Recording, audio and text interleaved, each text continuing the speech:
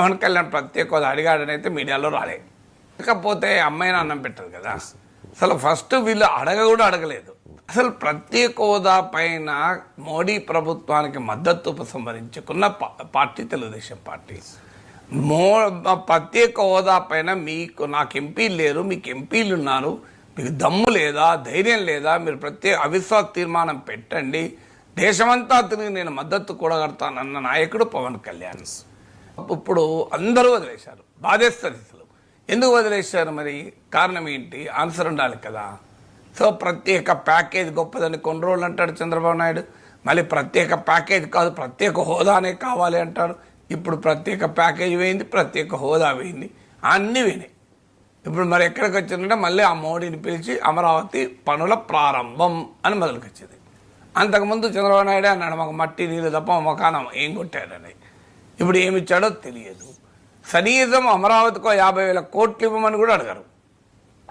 పొద్దున్న లేస్తే కులం పేరిట కొట్లాట, సో పార్టీ పేరిట కొట్లాట, నాయకులకు అభిమానులుగా కొట్లాట, సోషల్ మీడియాలో బూతులు తిట్టుకోవడం పైన కాంపిటీషన్. కానీ అయ్యే మా రాష్ట్రానికి ఇది కావాలి, మా రాష్ట్రం అభివృద్ధి చెందాలి, ఈ గోలే లేదే. ఇది నేను ధైర్యంగా అనగలుగుతున్నా పవన్ కళ్యాణ్ అన్న తర్వాత. ఇందులో మోడీ అవసరం ఉందా? ఇక్కడ ఏ పార్టీకైనా 164 సీట్లలో బీజేపీకి ఉన్న సీట్లు ఎన్ని? బీజేపీ పైన ఆధారపడ్డరా? అసలు మోడీనే చంద్రబాబు నాయుడు మీద ఆధారపడ్డాడు. కానీ భయమో మనమే భయపడాలి, మనమే వణకాలి. ఎందుకు ఇది? మనమే చేతులు ముడుచుకొని కూర్చోవాలి. ఎంతకాలం ఇది? అరే తెలుగు వాళ్ళ పౌరుషం ఎక్కడ పోయింది? ఢిల్లీ సింహాసనం ముందు తెలుగు వాళ్ళ ఆత్మగౌరవం పదాక్రాంతం కాకూడదని కదా ఎన్టీ రామారావు పార్టీ పెట్టింది. ఇంత మనం ఎందుకు భయపడాలి అంటాను. ఒక్క మాట అనలేరా?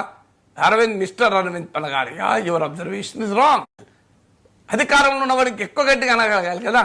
కోట్లాది మంది ప్రజలు మీకు ఓట్లేసి మీకు బలాన్ని ఇచ్చారు కదా. మీరంటే లక్షలాది మంది రోడ్ల మీదకి వస్తారు కదా. ఎందుకు ఇంత భయపడాలి మీరు అని అంటున్నాను నేను. ఒక్క మాట అనడానికి ఏ మోడీ కొడతారా, తిరుగుతారా? నాకు మా రాష్ట్రానికి ప్రత్యేక హోదా ఇవ్వాలండి, మీరు అలా అనడం న్యాయం కాదండి అంటే కూడా అట్లంటావా ఈడీ వస్తుంది అంటాడా మోడీ? అంత భయపడడం ఎందుకండి? నాకు అర్థం కాదు. అరవింద్ పనగారి ఆ స్టేట్మెంట్ ఖండించడానికి కూడా భయమా?